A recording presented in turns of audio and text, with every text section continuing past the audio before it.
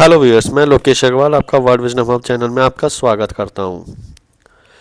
Elon Musk का Starlink अब officially India में आने वाला है, लेकिन ये सिर्फ एक टेक्नोलॉजी का सवाल नहीं है, ये एक बड़ा पॉलिटिकल और बिजनेस बैटल भी है। क्या है ये? आइए समझने की कोशिश करते हैं। स्टारलिंक एक सैटेलाइट बेस्ड इंटरनेट सर्विस है जो कि स्पेसएक्स के द्वारा ऑपरेट किया जाता है। ये high speed broadband service provide करवाते हैं बिना किसी फाइबर केबल या टावर के। सिंपल तरीके से समझें तो ये एक ऐसी टेक्नोलॉजी है जो जहाँ पर जियो, एयरटेल या बीएसएनएल नहीं पहुँच सकते, वहाँ पे ये इंटरनेट कनेक्टिविटी प्रोवाइड करवाते हैं, चाहे वो दूर देहात के गाँव हो या पहाड़ों या बीच समुंदर हो, कहीं पर भी। पहले अगर आपको याद हो कि 2021 में स्टारलिंक ने इंडिया में लॉन्च होने वाला था, लेकिन बिना गवर्नमेंट अप्रूवल के उन्होंने प्री बुकिंग स्टार्ट करने की वजह से इसको रोक दिया गया था। 2 साल के, अब 2-3 साल के लीगल इश्यूज और क्लियरेंस के बाद अब 2025 में एक बार फिर से ये रेडी है इंडियन मार्केट में आने के लिए। लेकिन यहाँ पर पॉलिटिक्स स्टार्ट हो गई है। एक्चुअली क्या हुआ है कि अपोजिशन का कहना है कि स्टारलिंक को इंडिया में बिना किसी स्ट्रिक्ट रेगुलेशन के एंट्री में लेने से देश की जो साइबर सिक्योरिटी और डेटा सिक्योरिटी के लिए एक बड़ा खतरा भी हो सकता है, क्योंकि कोई भी foreign based satellite internet network हमारे देश को के डेटा पर नज़र रखेगा। और ये जो जो हमारा जो ये डेटा है वो होगा कहाँ पे, यूएसए में या इंडिया में, कहाँ पे, कैसे कंट्रोल करेंगे? क्या ये देश के लोकल टेलीकॉम कंपनीज को डिस्टर्ब करेगा? ये कुछ बड़े सवाल है जो कि गवर्नमेंट और अपोजिशन के बीच की कंट्रोवर्सी का रीज़न बन चुके हैं। अभी आपको ये देखिए, आईटी मिनिस्टर जो हमारे हैं अश्वनी वैष्णव ने रिसेंटली एक ट्वीट किया कि जो स्टारलिंक की एंट्री को कंफर्म कर रहे थे, लेकिन फिर उन्होंने ट्वीट डिलीट कर दिया। वो वैष्णव जी कह रहे थे कि Starlink welcome to India will be useful for remote areas and railway projects, but people are asking, hey minister, why did you delete your tweet? Indian IT minister tweeted saying Starlink welcome to India, and then he has not gotten yet approval, and it also has not been allotted any satellite spectrum. But why he has deleted the tweet? लोग बाग पूछ रहे हैं।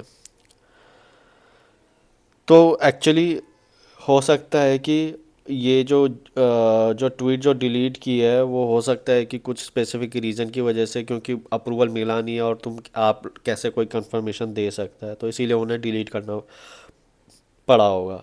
Starlink के आने से पहले वैसे अगर आपको याद हो तो जियो और एयरटेल ने भी अपनी सैटेलाइट इंटरनेट सर्विस पर काम शुरू कर दिया था। जियो ने एसईएस के साथ टाई अप किया था, वहीं पे एयरटेल ने one app, I think one app UK की कंपनी थी, उनके साथ टाई अप किया था। और बीएसएनएल भी पीछे नहीं है, उन्होंने भी टाई अप किया था, 2024 में उन्होंने करके भी दिखाया था और एक ऐड भी निकाली थी। गवर्नमेंट ने बीएसएनएल को भी एक satellite based internet service develop करने का ग्रीन सिग्नल दिया था, उन्होंने करके भी दिखाया था। क्वेश्चन ये उठता है कि वैसे ये काम कैसे करता है? अगर बीएसएनएल भी करके दिखाया था तो why it could not succeed?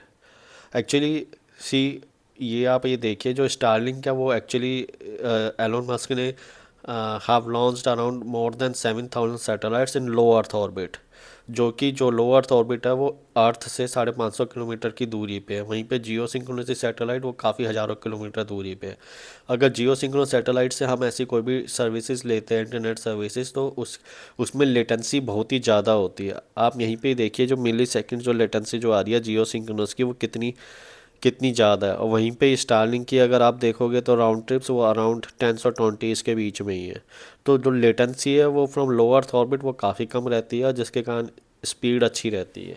वहीं पे जियो स्टेशनरी सैटेलाइट्स के थ्रू अगर हम कनेक्टिविटी लेते हैं तो लेटेंसी और पैकेट ब्रेक का भी प्रॉब्लम रहती है, और हो सकता है कि उसमें आपको लेटेंसी ज़्यादा मिले और स्पीड अच्छी ना मिले, तो इसीलिए स्टारलिंक हिट है आज के टाइम पे। तो दोस्तों, जियो और एयरटेल ने, वैसे अगर आपको याद हो तो गवर्नमेंट ने टेलीकॉम स्पेक्ट्रम परचेज करने के लिए हज़ारों करोड़ रुपए दिए थे उन्होंने। रिपोर्ट्स के मुताबिक 2022 के स्पेक्ट्रम एलोकेशन में जियो ने 88,000 करोड़ और एयरटेल ने 43,000 करोड़ दिए थे। बीएसएनएल को भी गवर्नमेंट ने स्पेक्ट्रम एलोकेट किया था और बिना किसी ऑक्शन के। लेकिन बड़ा सवाल यह है कि स्टारलिंक भी गवर्नमेंट को स्पेक्ट्रम के लिए पैसे देगा या नहीं देगा, यह भी क्लियर नहीं है, क्योंकि स्टारलिंक सैटेलाइट बेस्ड और टेलीकॉम ट्रेडिशनल स्पेक्ट्रम बेस्ड नहीं है।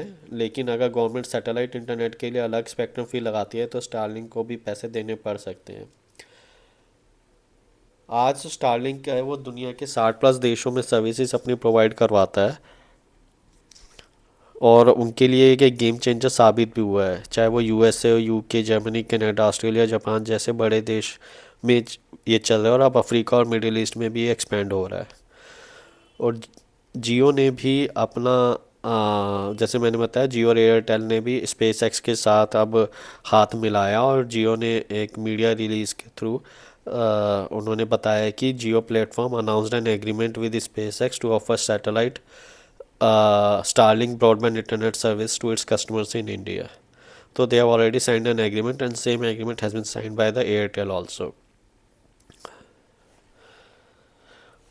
आपको याद हो तो यूक्रेन वॉर में स्टारलिंक ने एक लाइफ सेवर भी बना था उनके लिए, जब रशिया ने यूक्रेन के इंटरनेट सिस्टम पर धावा बोल दिया था। और तब एलोन मस्क ने स्टारलिंक टर्मिनल्स प्रोवाइड किया था, जो कि यूक्रेन की आर्मी और सिटीजन के लिए एक पावरफुल कम्युनिकेशन भी बना था। लेकिन इसके पॉलिटिकल कॉन्सिक्वेंसेस भी थे। रशिया ने स्टारलिंक को यूज़ करने पर ऑब्जेक्शन रेज किया था, पर ये बता रहे कि स्टारलिंक सिर्फ इंटरनेट सर्विस नहीं बल्कि एक जियोपॉलिटिकल वेपन भी बन सकता है, क्योंकि सारा कंट्रोल यूएसए करता है। यूएसए हो सकता है कि आने वाले टाइम पे if any country is dependent on only on the Starlink, then हो सकता है कि आने वाले टाइम में अगर वो यूएसए सैंक्शन लगा दे तो पूरा का पूरा ठप हो सकता है उनकी टेलीकॉम सर्विसेज। तो स्टारलिंक की जो एंट्री है वो इंडिया में एक बहुत बड़ा गेम चेंजर हो सकता है, लेकिन सिर्फ एक टेक्नोलॉजी नहीं बल्कि एक पॉलिटिकल बिजनेस बैटल भी बन सकता है, क्योंकि जियो और एयरटेल की मोनोपोली टूटेगी। ये आने वाला टाइम देखेगा, क्या गवर्नमेंट इसको फुल क्लियरेंस देगी, और अगर सबसे बड़ा सवाल है कि इंडियन कस्टमर इसको अफोर्ड कर पाएंगे।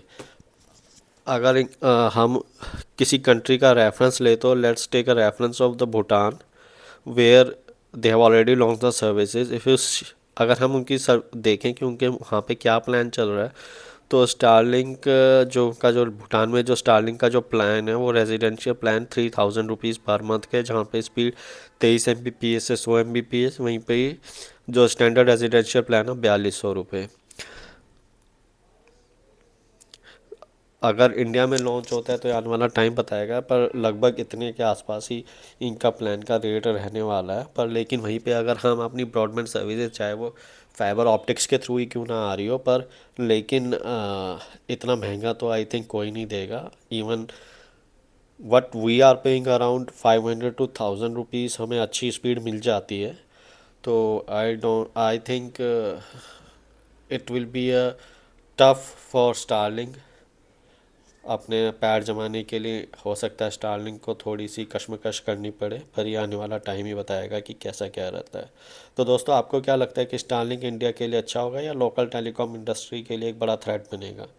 क्या गवर्नमेंट को इसको अलाउ करना चाहिए? यानी अपनी राय कमेंट्स में ज़रूर शेयर करें। अगर आपको ये वीडियो पसंद आया तो प्लीज़ लाइक, शेयर और सब्सक्राइब करना ना भूलें। मिलते हैं नेक्स्ट वीडियो में, तब तक के लिए bye and thanks for watching.